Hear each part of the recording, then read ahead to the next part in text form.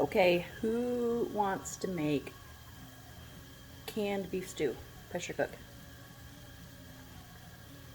That's what we need to start. Cube steak, cube beef, stew meat, cube chunk beef, whatever you want. I just sprinkled some onion soup mix, not any certain amount. I kind of like it, so I used a lot. And then we're gonna first start by browning all of the meat. In the meantime, get a stock pot ready with, this is gonna be our broth. So I'm gonna add some more onion soup mix and some beef bouillon. And then taste it until you like it. All right. So this is what I am doing. I'm just doing it in batches. My cooked meat, just going to add in here because then I'm going to divide it into my quarts. I'm going to do a double batch, so I'm doing 14 quarts because I have 2 pressure cookers. All right, setting that aside to my broth, my bouillon broth. I just put onion soup mix, probably 3/4 cup in there, probably half a cup of beef bouillon, 4 bay leaves, and I have thyme, nothing but thyme. Excuse me, I know. So, just gonna turn this up, let this kind of cook and simmer while I'm making all of my meat. We're just searing the meat, we're not totally cooking through. You can though, it'll make your meat more tender after your pressure cooking.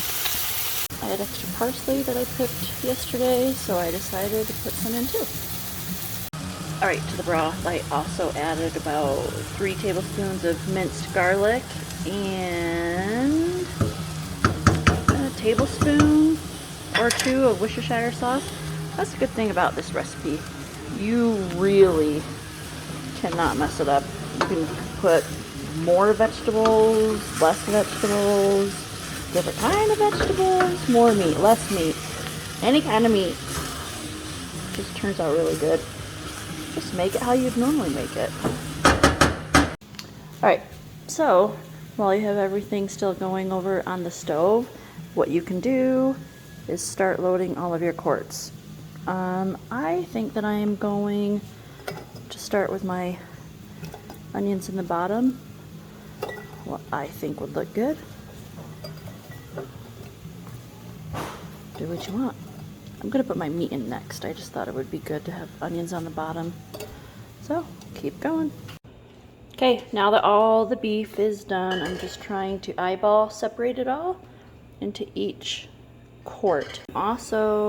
I'm also deglazing the pan that we cooked the meat in because all that burnt underneath is really good. So let it sit there and keep boiling while you finish the jars. Alright, so my quart jars are full. We have onions, our browned meat, diced up potatoes, then I diced up tomatoes, then I have carrots, corn, green beans, celery. You can add whatever other vegetables that you want. And then now we are going to just fill with your broth. You're gonna leave an inch of headspace and put on your hot lids and rings and get your pressure cooker ready.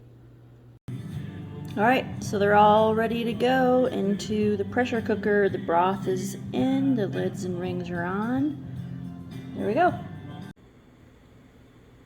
We now have our jars loaded in the canner, filled up to the water level that was specified by the manufacturer's recommendations.